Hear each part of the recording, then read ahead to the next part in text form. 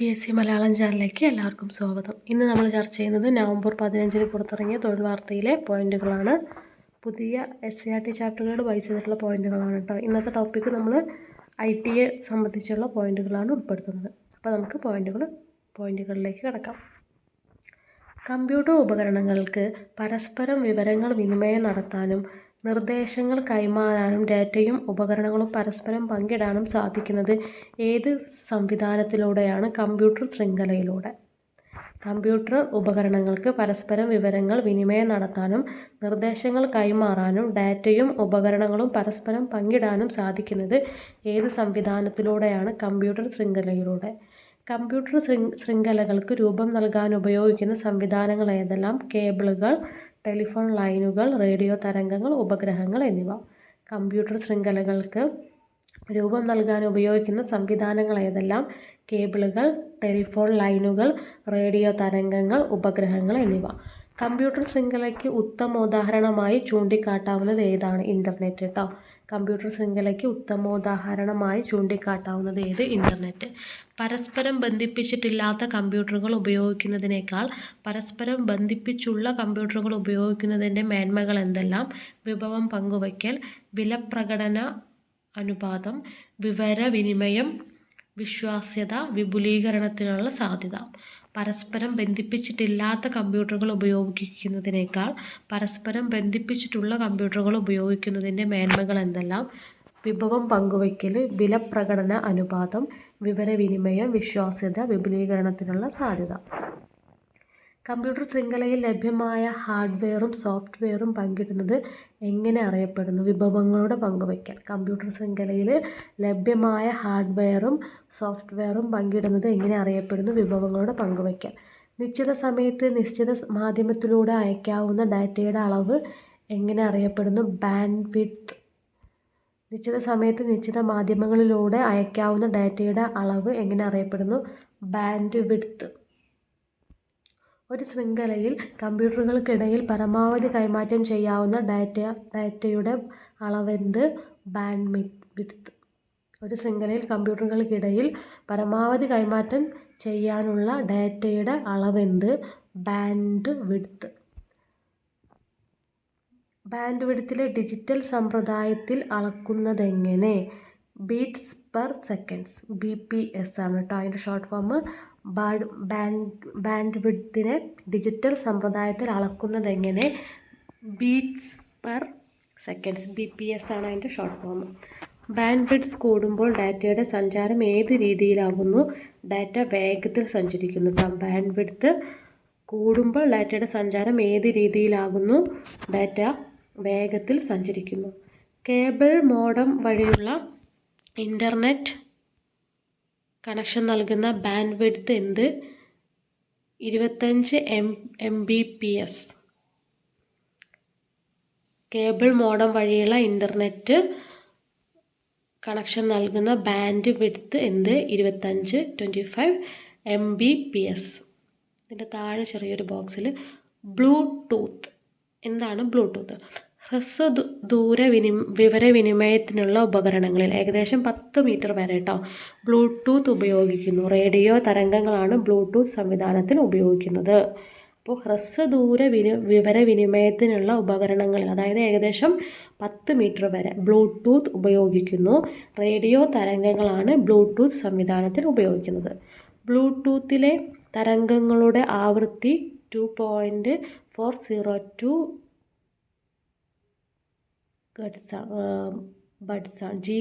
Heads ആണ് കേട്ടോ. GHz ആയിരിക്കും. GHz മുതൽ 2.480 GHz വരെയാണ്. Cellphone, laptop, mouse, keyboard, tab, ലൈറ്റുകൾ, ഹെഡ്സെറ്റ്, ക്യാമറ എന്നിവ ബ്ലൂടൂത്ത് ഉപയോഗിക്കുന്ന ചില ഉപകരണങ്ങളാണ് കേട്ടോ.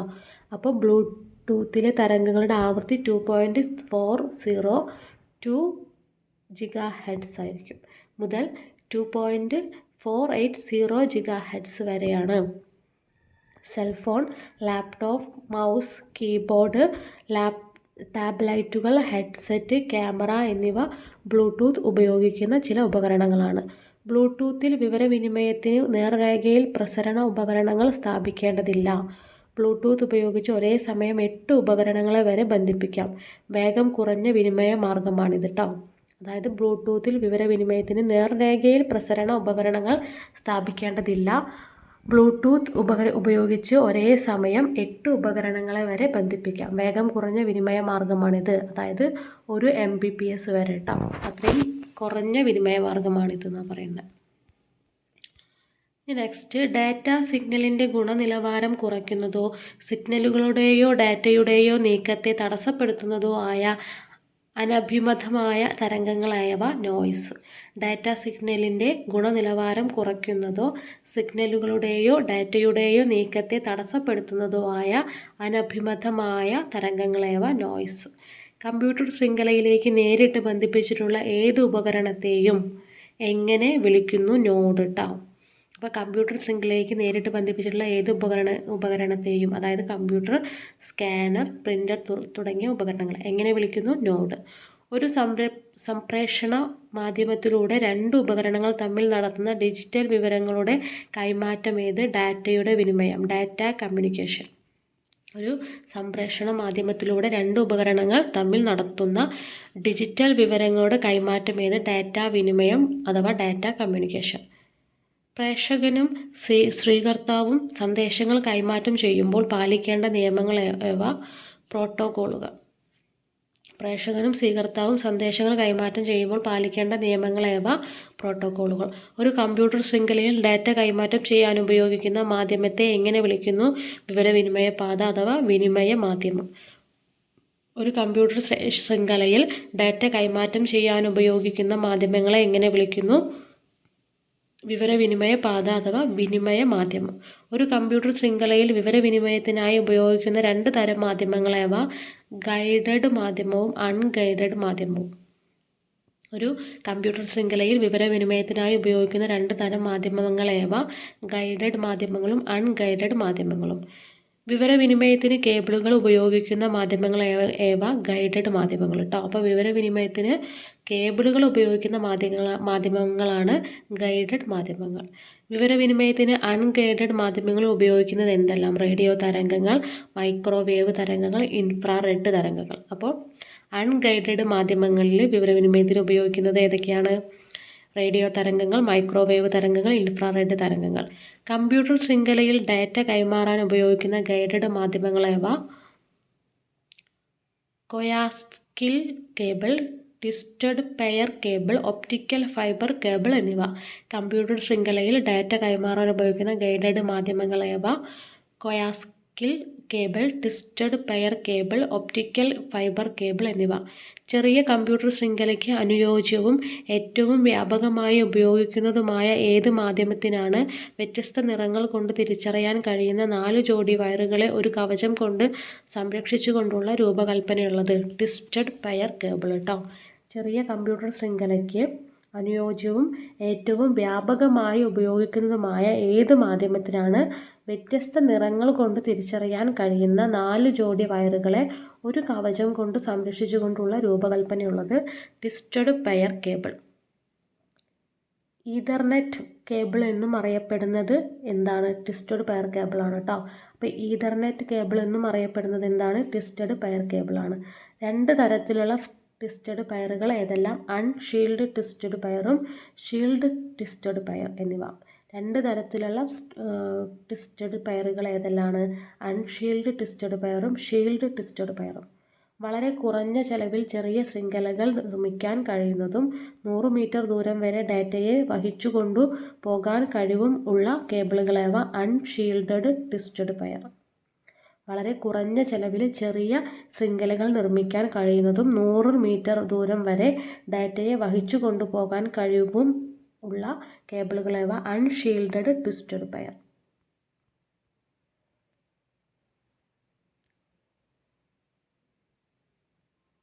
ഇനി ഒപ്റ്റിക്കൽ ഫൈബർ കേബിളുകൾ എന്ന് വേണ്ടൊരു ചെറിയ ബോക്സ് ഉണ്ട്. അതിലെന്താ പറയുന്നത് നോക്കാം. ഡാറ്റയെ പ്രകാശ കണികാ രൂപത്തിൽ ഒരു നീളം കൂടിയ കനം കുറഞ്ഞ ഗ്ലാസ് ട്യൂബിലൂടെ കടത്തിവിടുന്ന രൂപകൽപ്പനയാണ് ഒപ്റ്റിക്കൽ ഫൈബറുകളുടേത്. പ്രകാശത്തിൻ്റെ വേഗത്തിൽ ഡാറ്റയെ വളരെ ദൂരത്തേക്ക് സംപ്രേഷണം ചെയ്യാൻ ഈ സംവിധാനത്തിലൂടെ കഴിയുന്നു.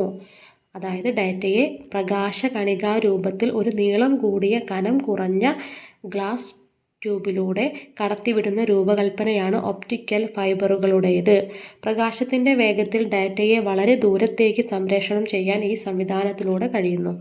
കോർ, ക്ലാഡിംഗ്, കോട്ടിംഗ് എന്നിവയാണ് ഒപ്റ്റിക്കൽ ഫൈബറിൻ്റെ പ്രധാന ഭാഗങ്ങൾ. അപ്പോൾ കോറ്, ക്ലാഡിംഗ്, കോട്ടിംഗ് എന്നിവയാണ് ഒപ്റ്റിക്കൽ ഫൈബറിൻ്റെ പ്രധാന ഭാഗങ്ങൾ.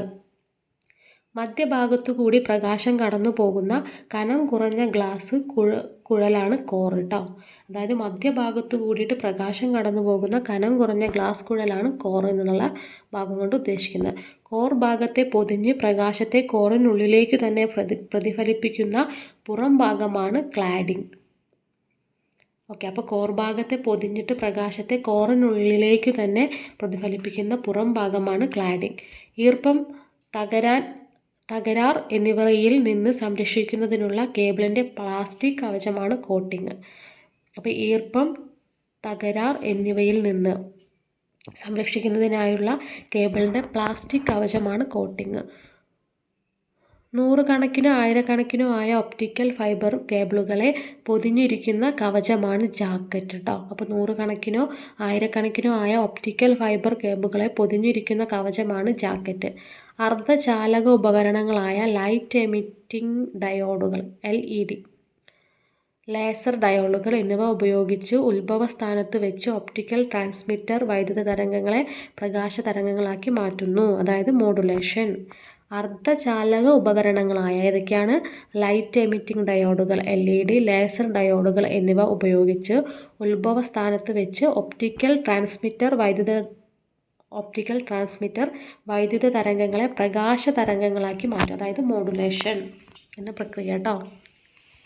മറുഭാഗത്ത് ഫോട്ടോ ഡിറ്റക്ടർ അടങ്ങിയ ഒപ്റ്റിക്കൽ റിസീവർ പ്രകാശ തരംഗങ്ങളെ ഫോട്ടോ ഇലക്ട്രിക് പ്രഭാവം ഉപയോഗിച്ച് തിരികെ വൈദ്യുത തരംഗങ്ങളാക്കി മാറ്റുന്നു, ഡീമോഡുലേഷൻ. മറുഭാഗത്ത് ഫോട്ടോ ഡിറ്റക്ടർ അടങ്ങിയ ഒപ്റ്റിക്കൽ റിസീവർ പ്രകാശ തരംഗങ്ങളെ ഫോട്ടോ ഇലക്ട്രിക് പ്രഭാവം ഉപയോഗിച്ച് തിരികെ വൈദ്യുത തരംഗങ്ങളാക്കി മാറ്റുന്നു, അതായത് ഡീമോഡുലേഷൻ. ലേസർ ഡയോഡുകൾക്ക് ദൂരപരിധിയും കൈമാറ്റ വേഗവും LED ഡയോഡുകളേക്കാൾ കൂടുതലാണ് കേട്ടോ. അപ്പോൾ ഈ ലേസർ ഡയോഡുകൾക്ക് ദൂരപരിധിയും കൈമാറ്റ വേഗവും LED ഡയോഡുകളേക്കാൾ കൂടുതലാണെന്നുള്ള പോയിന്റും ഓർത്ത് വയ്ക്കാം. ഒപ്റ്റിക്കൽ ഫൈബർ കേബിൾ ഉയർന്ന ബാൻഡ് വിഡ്ത്തിൽ ശബ്ദം, വീഡിയോ, ഡാറ്റ എന്നിവ കൈമാറുന്നു കേട്ടോ. അപ്പോൾ ഒപ്റ്റിക്കൽ ഫൈബർ കേബിൾ ഉയർന്ന ബാൻഡ് വിഡ്ത്തിൽ ശബ്ദം, വീഡിയോ, ഡാറ്റ എന്നിവ കൈമാറുന്നു.